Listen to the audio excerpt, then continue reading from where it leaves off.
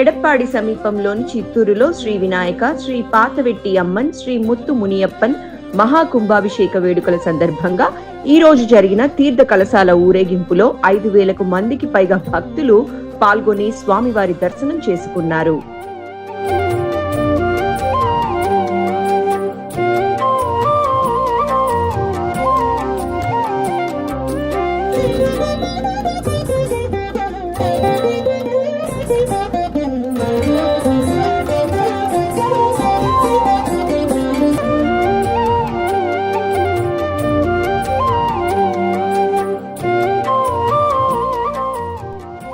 సేలం జిల్లా ఎడప్పాడి సమీపంలోని చిత్తూరు గ్రామంలో శ్రీ వినాయక, శ్రీ పాతవెట్టి అమ్మన్, శ్రీ ముత్తు మునియప్పన్ ఆలయం మరియు నూతన రాజగోపుర పునరుద్ధరణ అష్టబంధన మహాకుంభాభిషేక కార్యక్రమం జరగనుంది.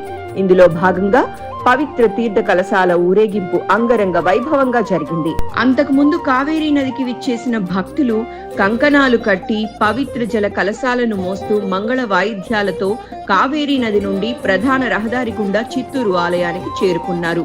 దాదాపుగా 5,000 మందికి పైగా ప్రజలు తీర్థ కలశాలతో ఆలయానికి చేరుకొని శ్రీ వినాయకర్, శ్రీ పాతవెట్టి అమ్మవారికి అభిషేకం నిర్వహించి అమ్మవారి దర్శనం చేసుకున్నారు.